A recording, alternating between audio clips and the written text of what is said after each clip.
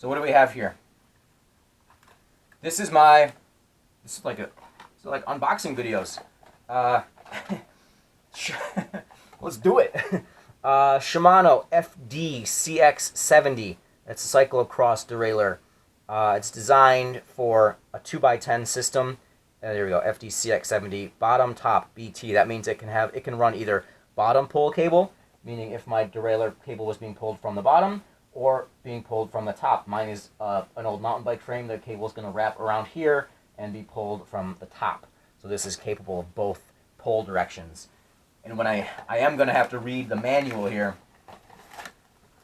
this comes with a little, well, it comes with a spacer that allows this to clamp onto a, 26.8 or 31.4 diameter seat tube. It has the little hex bolt for that. Spacers. It has the instruction kit, which I will read. I'm going to sit down and read this because I want to make sure I do the cable routing right, because it has multiple cable options, and I haven't messed with this derailleur before, so these Shimano directions are always pretty good.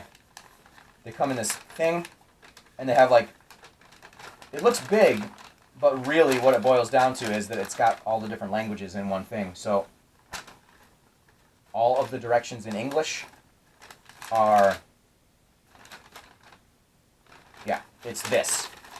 This is all the directions. It's like a little bit of safety information, a little bit of specs, and then basically how to install it on one half a page. So it's not that complicated. It's not that much stuff.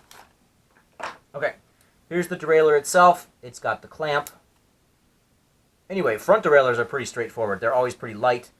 And again, this is designed for 10-speed, but you could use this on a 9-speed chain, an 8-speed chain. It's designed for a double, meaning it's designed for 2, but I'm really hoping that this is going to be able to handle the triple. There's a possibility that I did the wrong thing here, but I think this is going to be a good derailleur for this setup. Now, what I was curious about is, this is exactly what I was curious about. So I don't know if you can see this from there, but the clamp is going to sit right in the middle of my bottle cage mounts. And if I have it at the right height, it'll be, it's going to end up being right about here. Which, for a lot of bottle cage mounts, that would be a bummer because they have a plate that runs there. But what's cool, and I thought about this ahead, let me just show you one cool little thing. I had long ago purchased this bottle cage, which is not my favorite. It's from Ibera, and it's kind of it's called a side release because the bottle, because I don't know how to explain it. It's really light. It's nice, but it's got this black paint on the inside of the alloy, and it rubs off on the bottles really badly. Other than that, I don't mind it. But anyway, what's cool about this is I've got it taped up, but I should be able to use this on this bike because essentially what happens is the mount is empty in that space. So right about where that clamp is going to go, I'll have free space in theory. Anyway, I'll have to see if that works out perfectly, but that's the idea, and I could always figure out some alternative if that's the case. But front derailleur, let's get a mass. Front derailleur, 99 grams. So here's mounting the front derailleur.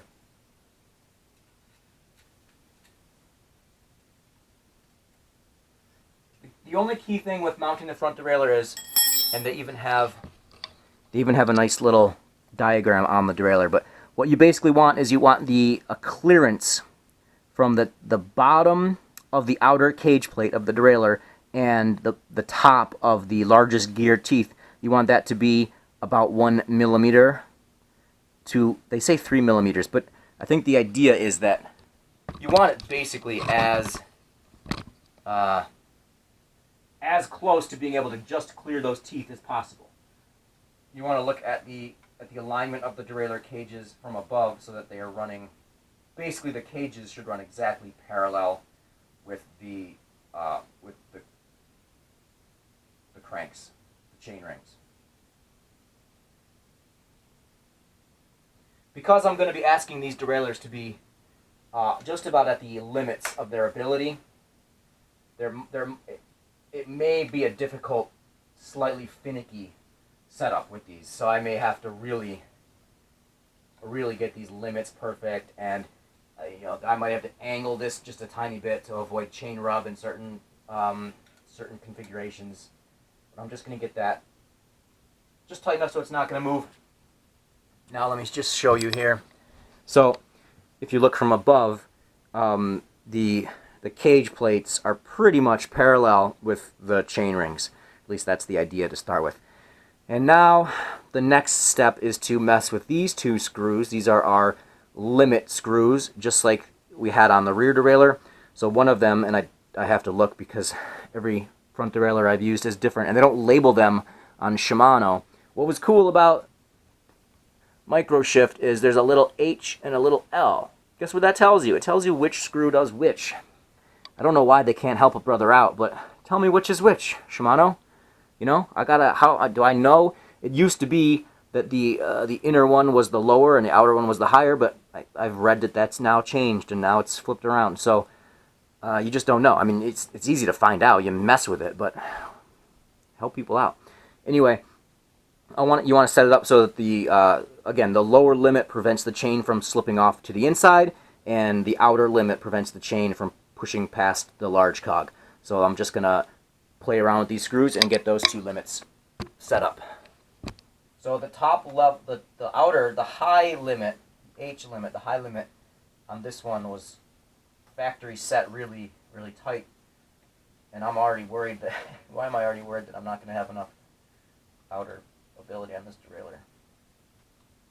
This could be a disaster. It's not going anywhere.